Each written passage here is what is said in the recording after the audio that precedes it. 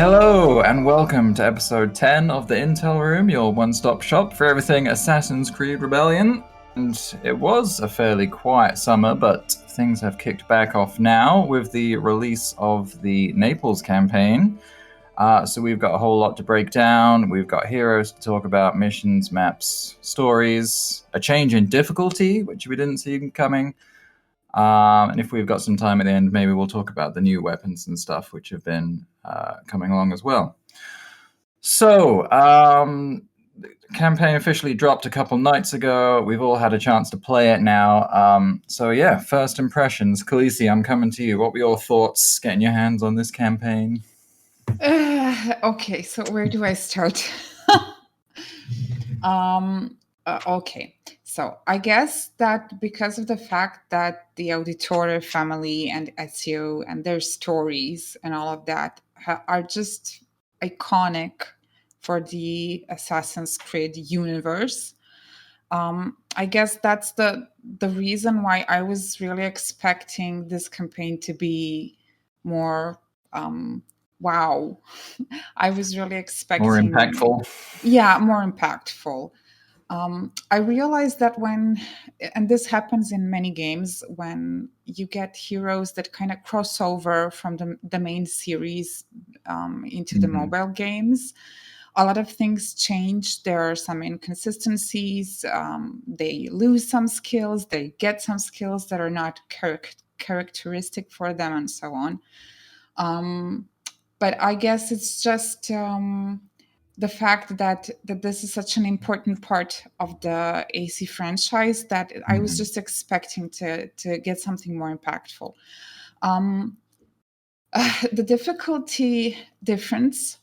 So like this, I guess that for us veterans, the first 15 missions are like absolutely insignificant. Like we chew through them as it is. So lowering the difficulty for the first 15 missions doesn't really mean anything for us, but it's a very good thing for someone who has just started to play the game. So you remember how we were always saying that it's such a pity that those commons don't get to be used in the game at all. And especially these that we just got, they're actually quite good and would be a great addition to a new Brotherhood. So I don't mind the difficulty being lower because of the lower level Brotherhoods. But I think that the last 5 or 10 missions should have stayed harder, or maybe even got more difficult, so that a whole player base could feel the missions be more challenging than they are. In addition to that, if we even put the difficulty aside, the missions are just so plain. You can choose any path, and so I screwed up, I want to go back for a chest, and you can just go back to another room and take another path. Nothing happens, you don't lose anything. So there are no obstacles that you need to overcome. The layout is very simple. So I felt the whole campaign to be quite underwhelming on that front. It's just there's simply no challenge in those missions whatsoever, like none. I felt that the story was very simple and plain. It just didn't feel, and I didn't enjoy this campaign, especially when you look back on the Caribbean campaign that was released before it. So we got very spoiled by what we got before. They just proved that they can recycle missions and make them absolutely breathtaking. So I'm kind of very sorry that we ended up getting the Italian campaign like this. I just felt that it's a more important part in the AC games. So I just thought they needed a bit more effort. Yeah, I think that was my whole thing with the expectations, because like coming into the first campaign, we didn't know what was going on, and so when we got a complete copy pasta of Raven's Wound, like, that kind of just set the standard. So then when we got the Caribbean campaign, it felt great. It felt brand new. They reused some layouts, but it was all new artwork, all new story. And so it felt fantastic. And then that was, the reestablishing of the standard. And then you come to this. And I guess if you look back at the three campaigns as a whole, like this is kind of better than the Norway campaign, right? At least they I attempted a new don't story know. and they mix and matched the missions, no? I guess it is new in a way, in some aspect, but the Norway campaign was still far more challenging for us. Like those True. missions are difficult. You need a lot of enforcers. Those are just hard missions on their own. They don't need Mm-hmm. anything else. Even the amped difficulty added to that. But these missions are just so simple and so easy to overcome that it's just, I don't know. Personally, I like the Norway campaign more than I did this one. Interesting. Yeah. Yeah, you look at like Mission 10, for instance. I think in the old difficulty, the power requirement was 2060, and in the new power requirement, it's 560. So, Yeah, so that's a huge difference. yeah. Charlie, let's get you in here because you obviously streamed this opening night. And this was one of the things you came to kind of discover as you went through the campaign that the difficulty was just not kicking in. Yeah,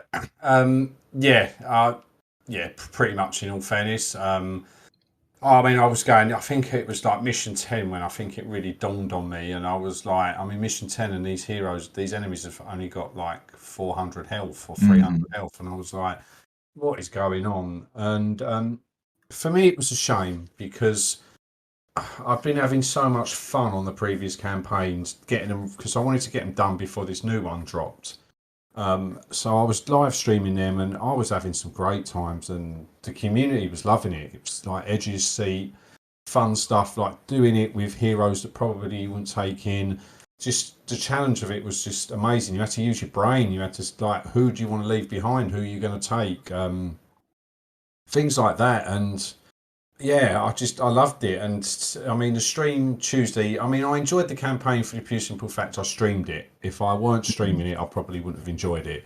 And to be like apparently in front of the devs watching the stream and Bunny and everything like that, it was just a little gutting that the campaign wasn't as glorious as it should be for in my eyes for something big that's happening to my channel at the time. Mm-hmm. I mean, Assassin's Creed 2, going back to what Khaleesi said, for me, that game launched the franchise Assassin's Creed 2. Assassin's Creed wouldn't be what it is without Assassin's Creed 2. All right, the first one was good and it was engaging, and obviously it brought people to want to get the second one. But for me, the second one was what blew up and what just took the universe, Assassin's Creed, to a whole new level.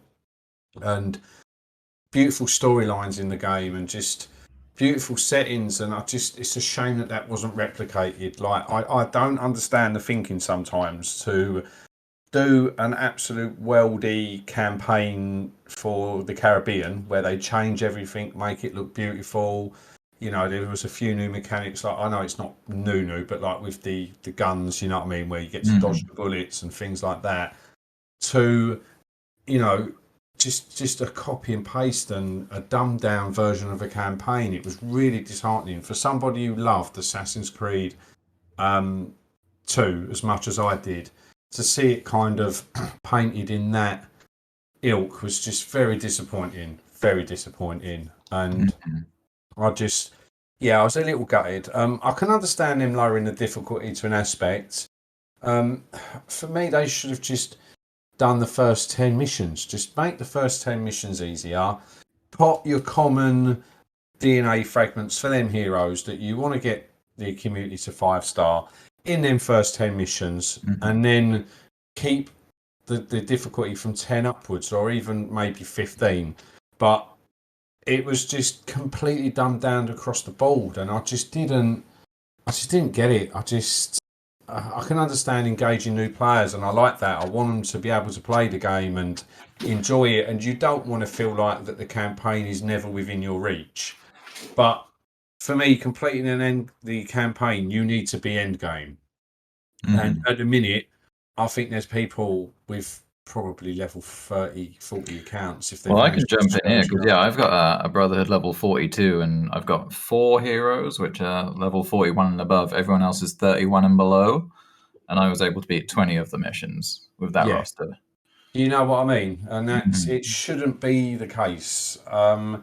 So yeah, I'll probably agree with Khaleesi. I think I was probably being a bit too harsh. Possibly the first 15 missions should be fairly easy, and then once you hit that new 16, make it to the old difficulty, because the old difficulty was fine. I didn't think there was anything wrong with it for an end game player. I thought, as I said, it engaged you. You had to bring certain heroes and ET heroes, and if you chanced your arm getting through with heroes that weren't capable of doing it, you'd need a good bit of RNG to go your way, and it made it fun. And I just think that was missing from this last campaign. So yeah, as I said, a little gutted. A little gutted. I just think they could have made it look more beautiful, and just it's Assassin's Creed 2, for Christ's sake. It was, it's Ezio. Like, do the man some glory. You know what I mean? Just make it look beautiful. I would have rather waited another 3 months and had it look beautiful and well worth something that you want to play than what has come out now. So Yeah. Okay, we've got a resident Italian, so time we get his thoughts. SirAlex, what's on your mind? Oh boy. Well, I mean, pardon my French, but they fucked up like royally. This was just awful for me. It was even from the start. Like, this is a Naples campaign. Like, where is Naples? Like, it's not even in the fucking picture. Like, there's no Naples anywhere.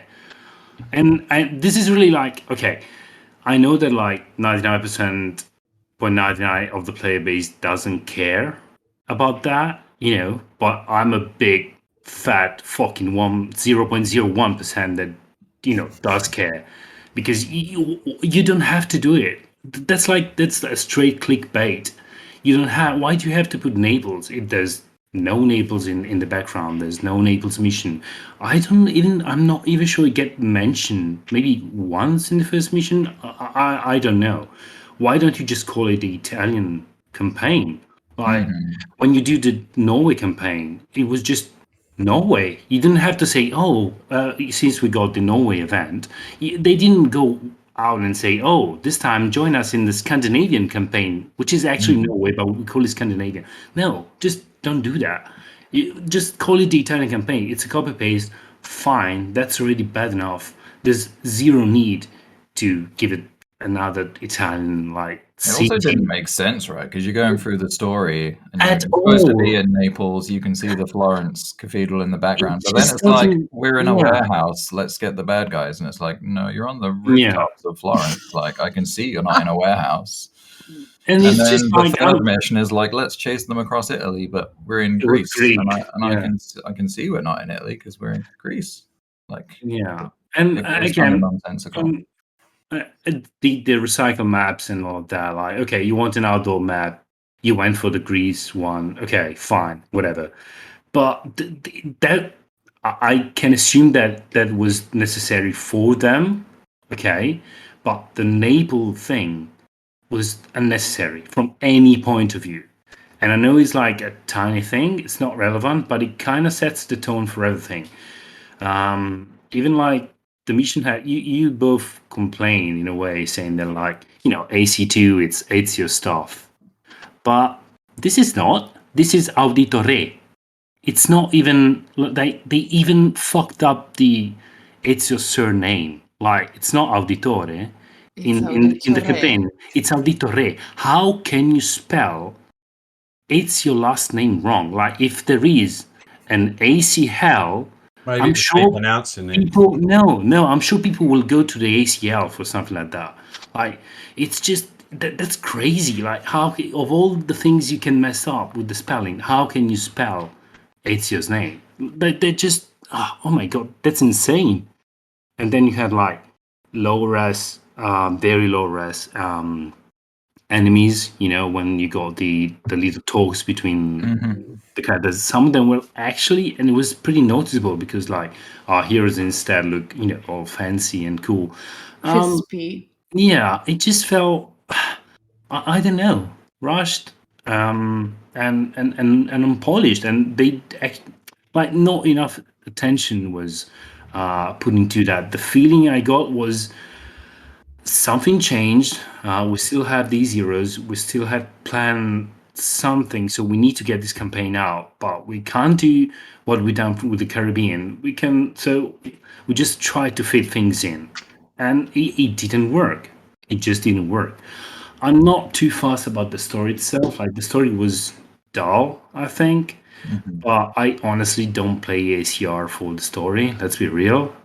So I don't really like. I read through it. I read through all the campaign from the main ACR story. I know Johnny's probably dying right now, but I didn't really care at all. So it was fine. Like nothing special, but not a big deal. But just the lack of attention to details that were given at this point. And then there's obviously the big thing, like it comes after the Caribbean campaign. Like they kinda nailed everything with the Caribbean campaign. Yeah, it was good. And they did nothing like that campaign on this one. Recycle map. There was just I think no one was actually expecting the maps to be like that. That was a huge bummer. And I don't know the difficulty. I think the last mission, the last missions in the campaign are not that different in power level. You posted me the comparison. The last missions are not that different, to be fair. Yeah, But I guess the the difference layout, is you don't have to use any good heroes Yeah. before that point, so you've got Precisely. way more good heroes available. and the layout is also like you said that they removed some very heavy fighting rooms, which is Yeah, it's enough the Yeah. to make fourth them mission, simpler. isn't it? Which was story 25, and in story 25, that's when you kind of meet these guys that appear. You have to fight like these three chunky guys, and I remember playing that mission for the first time. I had fond memories of it. 'Cause it's like you generally get it handed to you at that point if you don't have Yeah. T5 gear. Yeah. So everyone kind of remembers that room as like, oh, I need to power up before I come and attempt this, and then Yeah. obviously the final room in the campaign they turn into a no, I don't fancy the fight. See you later. Yeah. So yeah, that mission felt very dumbed down. And I think it was Yeah, good because I for think they even did the animation for it as if it was going to happen, but it didn't. Yeah, happen. I was Yeah. stunned And- when there was no fight there. I was like, Yeah. "Oh my god, are you kidding me?" Because No. I think I got lucky when I did my first playthrough on that. I think I live streamed it back in the day, and I think I went in with Alexius, so I managed to stun. Like I managed to just about get through it, but I do remember like them appearing, and I'm like, oh my god, what has happened here? Like I've just walked into the room, and it seemed like it had that animation, like it wanted to do it, but then didn't. And I was just like, oh, like, all right, whatever. It's just an empty room I'm walking into now. So, yeah, it kind of just did half a cutscene and then faded out. The difficulty was just like, I mean, it was probably a bit too much for the early levels. We complained about that, and we also like said that several times that you were getting like commons way too late for them to be any useful. So what they did with the levels in the early missions is actually good. It just lowering all the campaigns and all the missions across the board. That's just no. That's just not. I mean, okay. This is not a good idea from my point of view. It's clear now that I thought that campaign was something that both veterans and newbies could enjoy. We are just not we're not the focus. Like I don't feel like they try to get the two groups along. Like, okay, let's do something that helps the newbies because there's the issues, but don't screw up the veterans. They would just went, okay, we need to get the newbies to play this. So the veterans will just deal with it or leave. I mean, it's not that big of a deal. So I don't know. I felt the campaign didn't make me angry. It made me really sad. Like playing the campaign actually made me sad, which was I You're find it was not much mad. worse. You're just No, it was disappointed. just Yeah. very disappointed. But do you guys think like if they do 26 to 30 and they, crank the difficulty way up and then you're looking at 0 through 30 instead of 0 through 25, will that change your skew on it at all? I didn't. Not on the campaign. Just didn't feel right. The difficulty isn't what made the campaign disappointing for me. It was just everything Exactly. else. Yeah. So, pumping the difficulty up for something to be difficult isn't going to make me enjoy the campaign even more.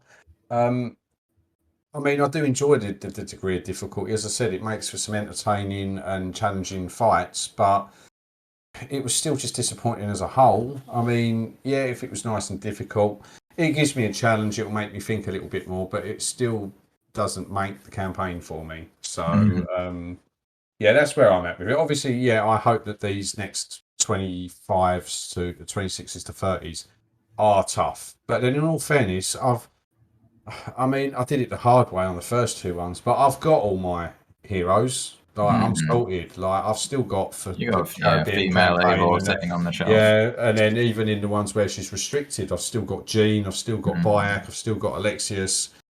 I'm fine. No, I think I've got a decent hero to get me through that can basically solo each mission. I think I've still got some healers in my pocket as well. So, well, to me, like part of the enjoyment of the campaigns was planning them. Like, I probably took more enjoyment kind of planning who is going to bring into every mission versus, actually playing it, because you're only playing it for like an hour and a half. But on this one, I just went full auto, and then I looked at my phone one time and seen I failed like mission 20 something, so I just actually played it instead of autoing it. So yeah, it was very unengaging for me. But yeah, I think you had to, like, in the previous ones, even in like kind of like the mid levels between 10 and 15, you just couldn't go simply with, okay, let's get the 3 heroes from the bottom and go for it. You had to, oh wait, because I need a free runner here, or I actually need 2 enforcers here. And even if it was like the mission was easy because you could have done it with like heroes that could have just murdered it completely, but since you were trying to plan things around and you were trying to get low level units, then you had to plan a bit, and to like look at the missions and maps. I didn't look one single map. I didn't look at like class. Well, there's no power requirements, but class, skills, anything. I was just picking 3 heroes I just felt like, and since I got them like doing on auto, as you said, for like until mission, I don't know, I think 15 or 20, unless I had like the new heroes in. I didn't even get to, refresh my memory of the maps, so I had no idea how the maps look like, to be fair.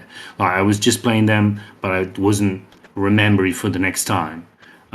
So it just, I don't know. I think they actually successfully kill every type of engagement that a veteran could have in a campaign. Yeah, it was rough. Okay. Good thoughts. Let's move along to the heroes that came along with the campaign. If you haven't seen yet, it was 3 common heroes. It was Elena, Grazia, and Tosha. It was 2 rares called Tosca. Just saying. Don't worry, Charlie. I'll take the bullet on that one. I'm not even attempting that. Our 2 rares were pulled from the AC2 franchise. I don't remember which game specifically they were from. We got Bartolomeo. 2 and Brotherhood for Bartolomeo, and Theodora, I think it's 2. Yeah, Assassin's Creed 2. And of course, Leonardo da Vinci as legendary. What do you guys think about this lineup? Those are actually quite useful commons. What I wanted to do is I tried the campaigns on my alt account. I saved my level 37. You have one? Yeah, unbelievable. But I guess I linked it to one of my Facebook accounts. I don't know. So it's alive, actually. I was doing 1-1. Hero level 1, rank 1. They were actually playing through the first few campaign missions. So that's cool. But anyway, the comments that we get through this specific campaigns are actually quite useful, because you get an AOE, early AOE, which is kind of really cool. And Grazia, she has the Seal of Covenant too. A Disarmor Assassin. So they're actually quite nice combinations. They could be really cool for a low-level Brotherhood. I'm actually going to start a new account to try this out from the beginning. It would be interesting now, Again. to see if you're like a Yeah. Brotherhood level 10. I know, I can't remember who it was on one of the servers. They have like a Brotherhood level 9, but it's one of those ones that they farmed it for a long time. Slow leveling. Yeah, but it's still, it's level 9 heroes, so you're using like T1 gear, and I think they got through like 15 missions. So we're actually at the point, it'd be really interesting to see how these heroes could actually help you. Yeah. And okay, so I'm not sure about the rares. I don't know. I guess a lot of people were disappointed that Bartolomeo was a rare and not epic or higher. Yeah. Especially considering he's supposed to be, is it Corvo's commander, and Corvo's a higher rarity than he is. Yeah. That's the inconsistency with the stories and everything I was talking about regarding the main games. It's a bit of a bummer, but it's just something that happens with crossovers to mobile platforms. It's just, I don't know, this is the way the campaigns work. Yeah, it is a bit of a bummer that he's a lower rarity. But Leonardo is actually a really decent, real, actual legendary hero, like deserved one. I think he's really, really awesome. Oh yeah, he's definitely the saving grace of this update for me. I think you can disregard everything else and just say, well, it brought us Leonardo, so yeah, all as well. Yeah. And speaking of new accounts, Teodora, probably very nice to have with the with the Intel Room perk. Intel Room perk, right? That skill is crazy. Like at 4 stars, she's like 50 minutes quicker than Machiavelli at 5 stars, and she's not even. That's actually crazy. And I know I had a bit of a discussion with 793 about when you were actually going to unlock her and how does she compares with, say, Claudia, which is your first actually good choice for an interroom. But first of all, no one says you can run Claudia and Teodora. But even I think that she, even at 1 star, she could probably be your best choice until you get someone to 4 star, like Claudia to 4 star or stuff. The perk is very strong, so that's great. She also looks fantastic. So her surname again doesn't make any sense at all. It doesn't exist in Italy. Like that's completely made up. But that's fine. It's an AC2 thing. So yeah, whatever. How about you, Charlie? Anybody jumping off the page for you? I love the look of Grazia. I thought, oh my god, no, really? Yeah. It's just Jorge with yellow. Just looking epic though. Just looking like that's Jorge with makeup. No, but the makeup just looks so good. It just looks so badass. Like the detail on her is just immense. Like, just looks like such a beast. Like, yeah, I love the look of it. I'm looking at it now. It's just awesome. I just love the design. I was super disappointed by the look of Grazia and Tosca. No, she's well, look at Charlie. Wow, I'm surprised. Just love the artwork on it. I just think she just looks just immense. Just such when I played her in game, I was just like, she just looks like a monster. She's just awesome. Obviously, did he even change the armor to make it look like a? I guess she's a woman, Grazia is a. Well, no, I suppose she's got 2 round bits on the front just to make it stand out like it's a woman. No, I mean, just have you ever seen Giovanna d'Arco or stuff like that? God. You can do something instead of just painting it yellow. No, it's not just painted yellow, is it? Oh, There's come on. symbols over it and things like that. Right. I like it. I like Okay, it. fair enough. Yeah. I'm a huge fan. Obviously, Leonardo da Vinci is just phenomenal. His toolkit is absolutely ridiculous. Just amazing. Just such a. He looks awesome. His abilities are just off the chart. Like being able to heal your whole team. The amount it did, even at 1 star, was just ridiculous. Because I took him in the last, because I'd unlocked them all in the last 6 missions of the campaign. I took one of the new heroes into each one of them, and he just looked phenomenal. And as I said, I clicked the heal. He was only a 1 star, level 1, and the heal that he did was just immense. So yeah, he's I love him. Very great, good addition to the game. Obviously being legendary as well is awesome. I've not really played about with the others, to be honest with you, but they're a nice variety. As like Khaleesi said, it's nice that you've got an AOE as well in is it Bartolome? Is that how you pronounce it? Grazia is an AoE. She's a common AoE. Bartolomeo is also but just like Bartolomeo just in is front. rare. Yeah. So he's quite nice. As I said, that is it. Theodora, is that how you pronounce it? Theodora. Theodora, because I think I called her Theodore. That was close enough. And I got absolutely hammered. So for coin farming and things like that, for people who are at end game who just want to grind the game, enjoy playing it all the time. Obviously, with Machiavelli in a room with her, they're just going to absolutely blitz Intel. So yeah, long and short of it, Leo absolutely fantastic. Garazia, absolutely adore, and Theodora, yeah, she looks awesome, and yeah, just an amazing, unique perk. So yeah, they're the ones I enjoyed. The other 3, obviously Bartolome, whatever his name is, Bartolomeo. that's it, him. I got the name in front of me. I'm looking forward to playing him. It will see how he plays for a rare. See, he's actually pretty odd because like he has 2 damaging skills, and one is like you hit the enemies in front of you for like, and you increase the crit chance, which is okay. So enemies in front of me.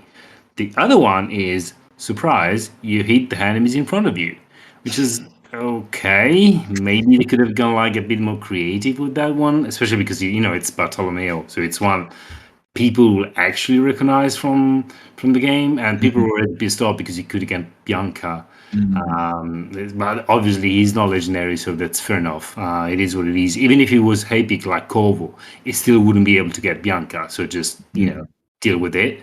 But still the 2 skills are a bit too similar, maybe. Like all right, okay, could have been a bit more fancy, I guess. You guys worried about the lack of T5 gear on some of these guys? I'm used to it. Missing out at this point. Oh, we're gonna get them.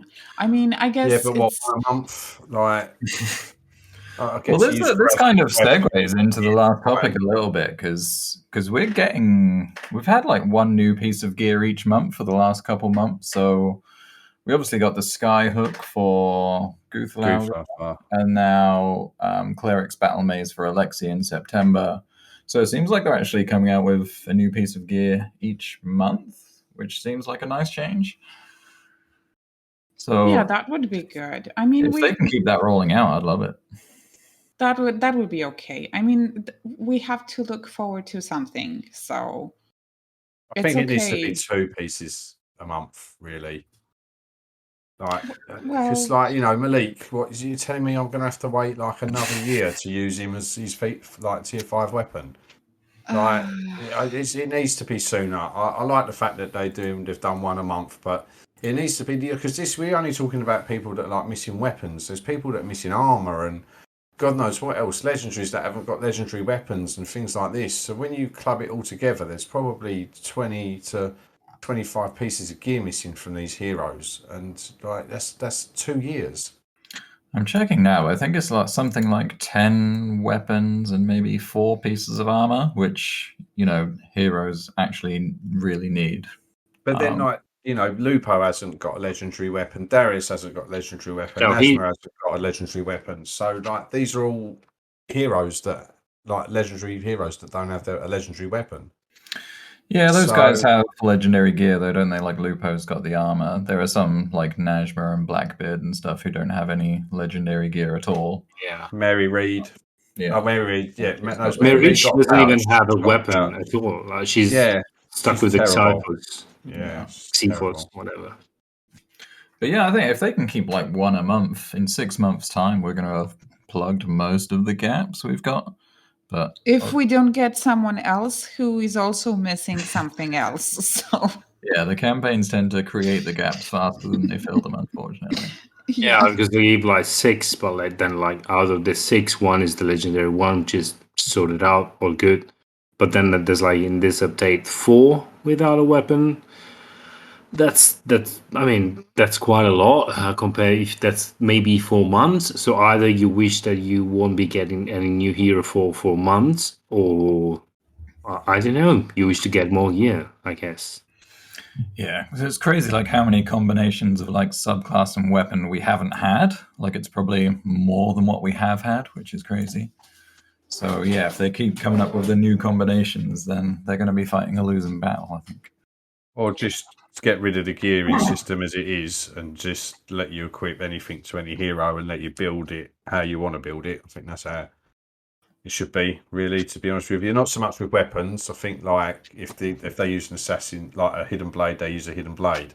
But when it comes to armor and the accessory, you should be able to craft it how you want and increase what stats you want to build your hero for, rather than everything being so class specific. It Yeah, does it's kind of irritate what me it a was little bit. before the tier 5 gear, right? Like you used to be Yeah, able to choose to much. kind of tweak your build a little bit. And yeah, I think a lot of people would appreciate that. Because even Maria, I use a T4 belt on normally because it increases her dodge and her attack when the majority of the time that's what you're using it for. And it just improves the hero in a different way. I just would like to see you be able to like mix and match your stats on certain gear and kind of build a hero how you want to build them, not how it's telling you to build them. Yeah, I think if they guess do it a really future update, I depends. think if they focused on, yeah, like what you're saying, choices of weapon and choices of armor, I think that'd be a really strong direction to go in. Yeah, but it also depends on what you want. Like if you're looking at this as a gacha game, which it is, then it's kind of an extra thing to collect. So it's not all that bad. Just yeah, a bit of a faster pace to get that new equipment would be nice. I think. Yeah. Yeah, I think that in general and this is kind of an old topic, but even compared to other games, we just get too much of everything, all the farmable, you said that, I say this because you said it's a gacha game, but gacha game usually get ripped off by them in a way, even if the most generous one, sooner or later you can, you're forced to do something that then you're going to regret, and that makes you hooked even more because you have to make up for it. And then, but here, what do we actually pull on? Like Nothing. nothing. Everything We is don't. handed to It's a us. gacha game. Is it really? Sure, there's cubes. Okay, fine, but I don't know. Unless you're me, like a gacha game functions in a way where everyone is pulling. Then the whales are pulling more than the others, and they can, they get an advantage with maybe just having things earlier or having things better, whatever that is. In this game, like, who is actually pulling? Just the whales are pulling, because normal people, there's nothing really forcing you to pull. And same goes for the weapon. Weapons are coming eventually, and when they're coming, you get them. Like, you instantly craft them, get them. And I'm not saying that You haven't before, bought any like, of those new weapon deals? no, fuck them. Like, no. I mean, the people were getting mad at like the 100 euros packs with, like, I don't know, there was like DNA and coins and gear and the rare mud, maybe. materials. Yeah, I it was fully packed, and it was so fully packed for a reason, because then it was very hard to give in a subjective value, because first of all, it's all pixels, so it's already hard enough. But then, if you fill it with stuff, you're like, okay, 900 helix, then this is like, okay, so the weapon, the hammer translates into maybe 200 helix. But then it's the Rema, depending on my luck, maybe a trip, it just gets too hard. But then they thread me Alexei, or Aleski, so Charlie can understand who I'm talking about. Alexei weapon for 10 years. Oh no, maybe it was 11 years. Are you fucking? That's an extra scam.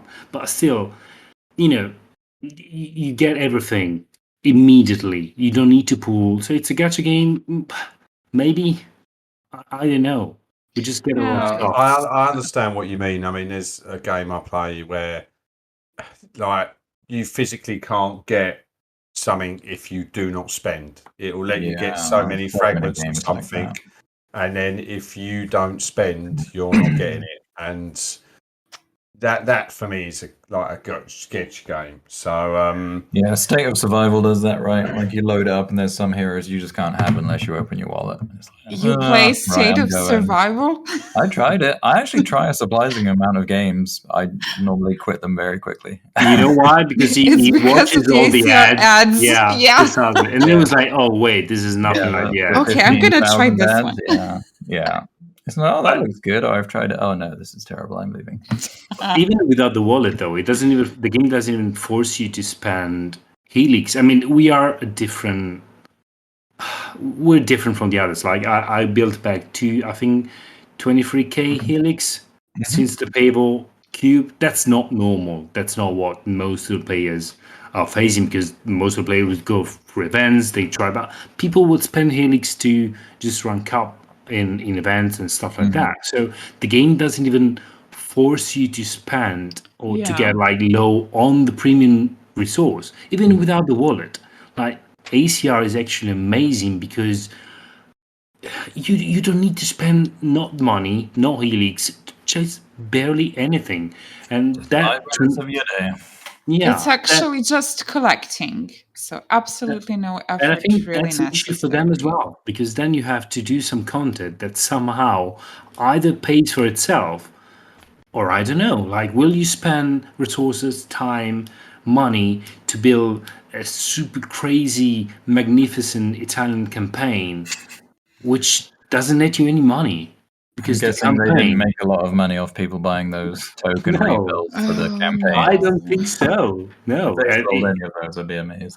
Yeah, and even less now, I guess, because no one's going to desync anything at all. So I don't know. That may be a topic for another time, but it's true. It's one I've actually said, and actually, when the Malwavor cubes dropped, that was one of the things I brought up, the fact that the game needs to sustain itself. It doesn't matter how many copies of Assassin's Creed Valhalla they sell, how many Far Cry 6 pre-orders they get. If this game is not making money, they're not going to put any resources into it. You just wouldn't. It's just business. It's just the idea of a business model. You know what I mean? If Coca-Cola brought out Coca-Cola Lemon, well, I know they have, but if that's not selling anything, they're like, well, Coca-Cola's making loads of money, we'll just leave it. They'll be like, well, no one's buying it, we're not going to do it anymore. Then people who enjoy it, sorry, but not enough people are buying it, and that's just the way of the world, and that could end up happening to this game, unfortunately. No, definitely some interesting conversations to be had there. I like that. We'll have to come back to that on a future episode. Get our minds into the economy. But no, that's good. I think that's everything I had on the list for today. So yeah, time to wrap. Thank you guys, as always, for your time. Thank you to everybody who listened. And that's it. Until next time, take care, everyone. Take care. Take care. Good night, everyone. Bye-bye.